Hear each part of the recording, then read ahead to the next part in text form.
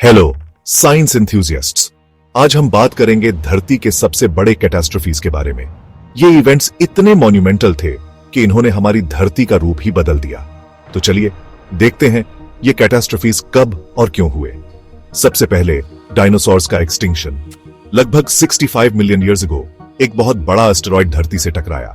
ये इंपैक्ट हुआ मेक्सिको के युकातान पेनिनसुला में और इससे चिक्सुलप क्रेटर बना।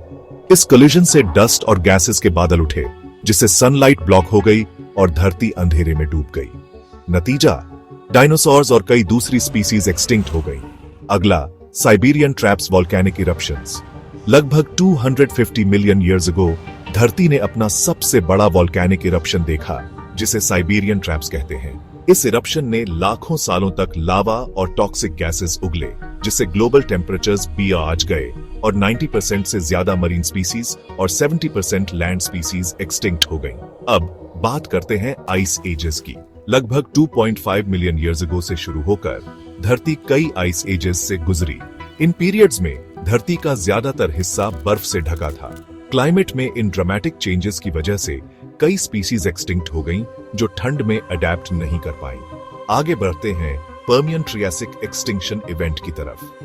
लगभग 250 मिलियन ईयर्स अगो धरती पर सबसे बड़ा एक्सटिंक्शन इवेंट हुआ, जिसे द ग्रेट डाइंग कहते हैं। इस इवेंट ने 96% मरीन स्पीसीज और 70% लैंड स्पीसीज को खत्म कर दिया।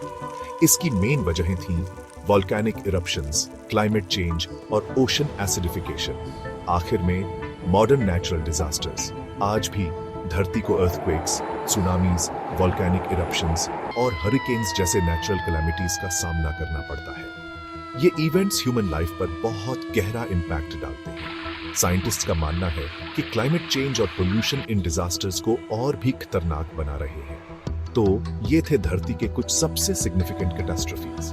अगर आपको ये वीडियो पसंद आया तो इसे लाइक करें, शेयर करें और डिस्कवर विथ मी को सब्सक्राइब करें।